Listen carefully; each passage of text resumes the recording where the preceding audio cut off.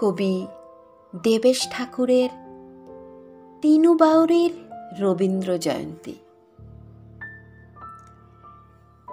ক্লাবের ছোড়া গইনা মাইকে বললে, হেল্ল সত্তর চলিয়া আসুন।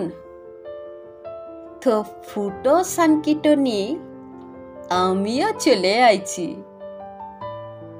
ছোড়াগোনা বললে, আজ গুরুদেবের জন্মদিন 25শে বৈশাখ। তো আমিও গুরুদেবকে প্রণাম করে বললাম, গুরুদেব হে, পেটের বেদনাটা সারিন দাও, পেট ভরে খেতে লাগছি, বেটার বউ খেতে দেয় না।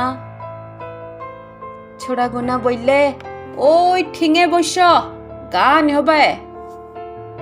বসলাম হেঁটো গেড়ে, কীর্তন হবে, পেশাদ দিবে, মৎসব হবে।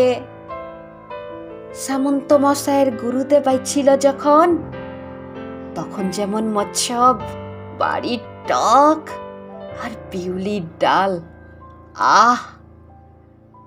গান হইল, লাজ হইল, বক্তিমা হইল, পেশাদ দিলে না।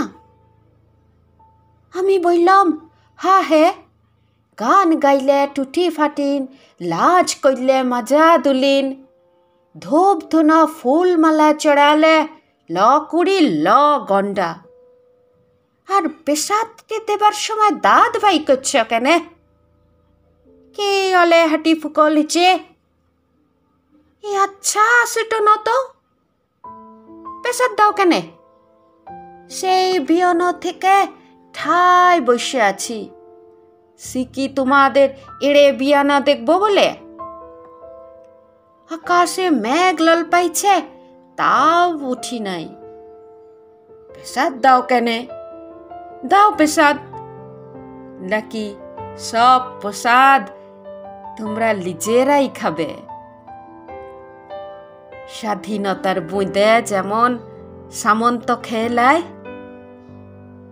আমাকে বললে, আলোড়া আবাং আকাট একজন নম্বা বাবু শাস্তি কীর্তন গাইতে আইছিল।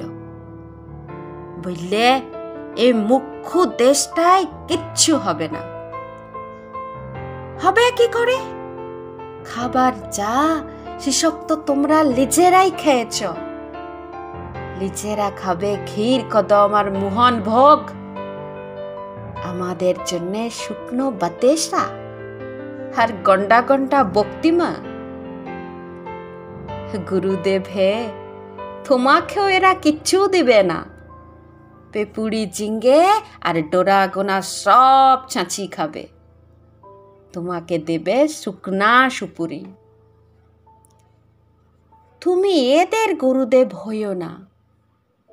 কাছা পরিয়েন ভেক দেখেন যেমন ভিক বাঁকে, এরা তোমাকে আপা গাড়া বানাইছে। তুমি আমাদের ঘরে চলো ঠাকুর,